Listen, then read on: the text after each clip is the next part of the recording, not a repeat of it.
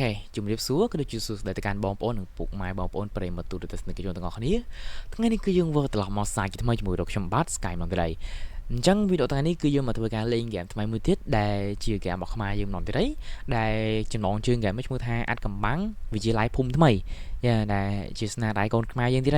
អញ្ចឹងខ្ញុំចាំមើលសាកមើលទាំងអស់គ្នាមើលថាហ្គេមហ្នឹងវាមិនអីមិនវាមានឡែងលងអីយ៉ាងណាយ៉ាងណីចាំមើលទាំងអស់គ្នាព្រោះវាខ្ញុំថ្មីដែរខ្ញុំអត់ដែរបានលេងហ្គេមហ្នឹងទេហើយក៏អត់ដែរបានមើលគេលេងដែរខ្ញុំគ្រាន់តែឃើញគេថាអូខេគេផុសមានហ្គេមហ្នឹងខ្ញុំក៏ចុចចូលតាមលេងគេក៏មក download ទៅបានលេងដូចគេទៅអញ្ចឹងចាំមើលថាហ្គេមហ្នឹងយ៉ាងណាកុំភ្លេចទស្សនាវីដេអូនេះតាំងពីដើមរហូតដល់ចប់អញ្ចឹងកុំឲ្យខាត់ពេលវេលារបស់ពុកម៉ែបងប្អូនទាំងអស់គ្នាយូរ Let's get into the video អូខេឥឡូវខ្ញុំបានចូលមកដល់ក្នុងហ្គេមរបស់យើងហើយគេមានកំណត់ setting កំណត់អីណានេះអូខេតោះខ្ញុំដាក់high ទៅហើយយើង back ទៅហើយយើងលេងហ្គេមទាំងអស់គ្នាចាំតិចខ្ញុំថយសលេងសិនវិទ្យាល័យភូមិថ្មី2013-2014អូខេតោះចូលលេងទៅអូមកគាត់បិទភ្លាមលេងឆ្កែលូ plate ហ្មងតោះ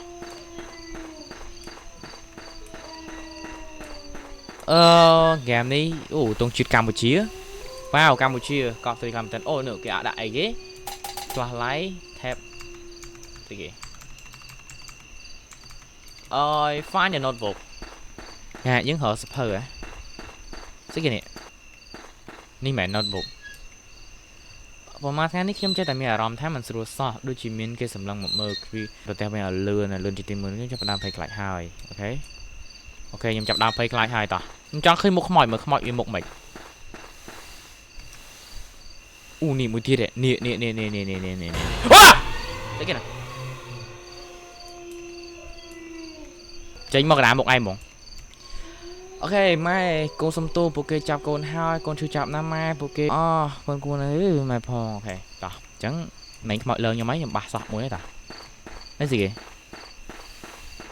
ស្អីហ្នឹង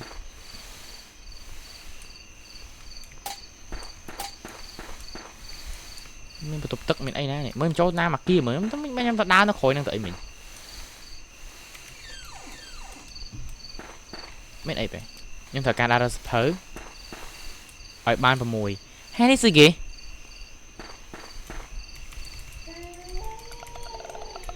អូដើរសភៅឲ្យបានមុនសិនចាំឲ្យធុកបានឲ្យធុកទៅអីគេអូស្អីគេហ្នឹងស្អីគេប្រូខ្ញុំភ្ញាក់សលេងចាំតិចខ្ញុំបិទសលេងកុំព្យូទ័រខ្លះសិនអត់ទេខ្ញុំពីច្រើនខ្ញុំភ្ញាក់ខ្ញុំធ្លាក់សលេងទេខ្ញុំអត់ភ្ញាក់នឹងខ្មោចលើទេខ្ញុំភ្ញាក់សលេងមែនតាសលេងវាទាំងខ្ញុំភ្ញាក់មែនតាកិច្ចការផ្ទះចូលព័ត៌មានអំពីមិត្តល្អបំផុតសម្រាប់អីរបស់អ្នកអញ្ចឹងទៅអត់មានមិត្តល្អទេខ្មោចមើលមានសភៅខ្ញុំត្រូវការសភៅ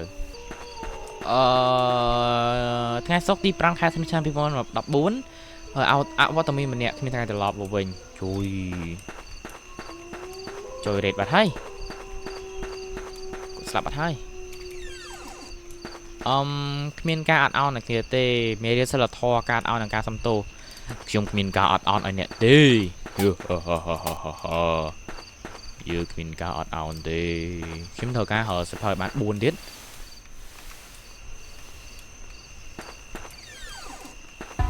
អូ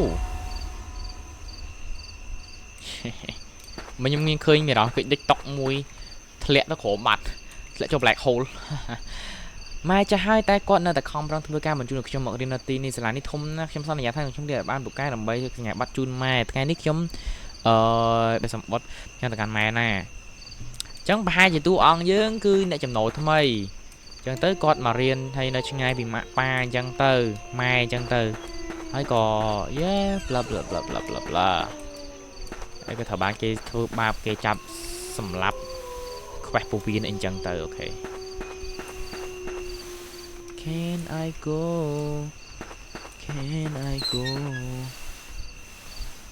I'm a big person to Okay so នេះខ្មោចឡើងខ្ញុំនេះមិនរបស់សក់មើលមានអីទៀតទេសភៅនៅនេះមែនទុកសភៅនេះមែន ថតតុកអី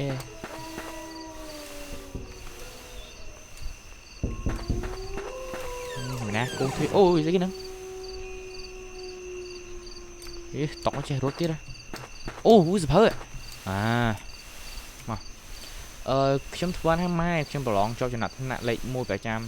ខែនេះលោកគ្រូបានសរសើរខ្ញុំនៅមុខសិស្សទាំងអស់ខ្ញុំរំភើបណាស់ស្ទើរតែហូរទឹកភ្នែកទៅហើយម៉ែច្បាស់ជាសប្បាយចិត្តខ្លាំងហើយបើសិនជាគាត់ដឹងរឿងនេះខ្ញុំនឹងខំប្រឹងបន្តទៀតដើម្បីអនាគតខ្ញុំនឹងម៉ែអូខេខំប្រឹងទៀតបងប្អូនមេរៀនគណិតវិទ្យាផលបូក8 បូក 3 មិនបានលោកកធាក់យ៉ាង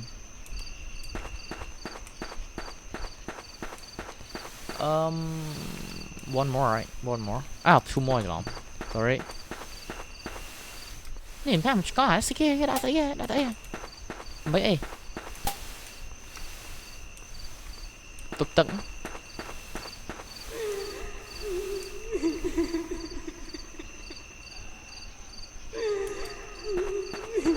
ខ្ញុំមកខ្វល់ខ្ញុំយកទីស្ពៃខ្ញុំទៅវិញ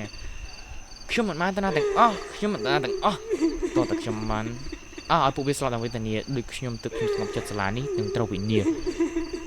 អ្នកណាក៏ដោយដែលជប់នៅទីនេះខ្ញុំត្រូវតែសងសើចខ្ញុំមិនដឹងអីផងពួកបានតែខ្ញុំទៅវិញមិនសាច់អីទេខ្ញុំទៅវិញអត់អីខ្ញុំទៅវិញអត់ដឹងមានអីហងមិកងឹបបាត់ទៅហើយខ្ញុំរវល់តែជួយរៀបចំឲ្យខាគ្រូទើបមកយឺតពេលនេះផ្លូវស្ងាត់ជ្រងំអំបញ្ញមិញពេលខ្ញុំដើរកាំបន្ទប់ទឹកខ្ញុំឮសំឡេងដូចជាខ្ញុំសាច់ណាខ្ញុំមក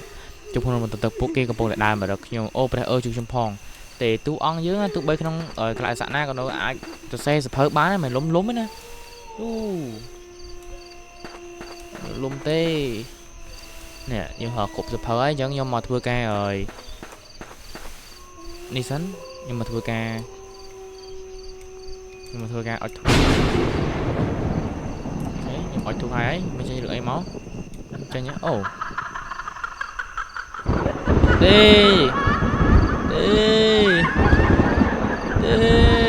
កុំឡើងខ្ញុំអីខ្ញុំពិតជាខ្លាចណា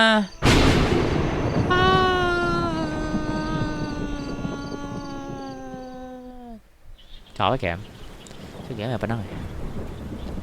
ញុំលេងលឿនតែនេះ